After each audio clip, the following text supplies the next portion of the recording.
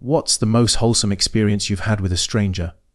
On my second flight ever, we hit wind shears while we were landing.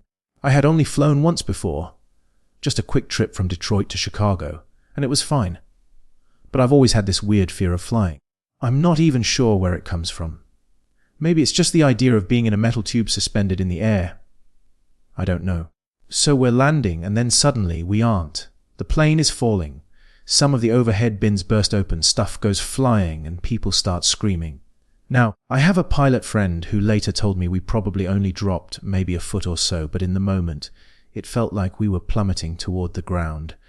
Which, by the way, wasn't far away, because, like I said, we had been landing. I didn't scream. I didn't pee myself. I just grabbed the hand of the guy next to me and said something like, "I hope there's a cool afterlife." Turns out, this guy was a seasoned flyer, so I found that out later. He immediately starts talking in this soothing dad-like voice.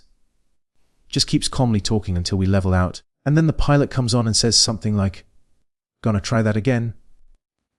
We end up getting rerouted to Cleveland, about 3 hours from Detroit. They offer to fly us home on another plane, but no way was I getting on another plane.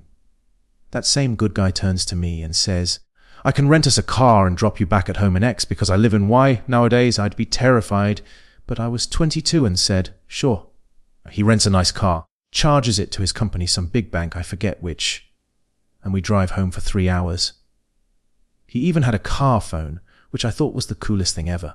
This was in 1994, by the way.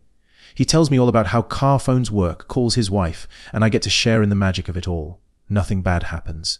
No weird vibes. No touching. Nothing. He drops me off at home, refuses to accept any money since he charged it to work, and then drives off into that good night. I'll always remember that guy.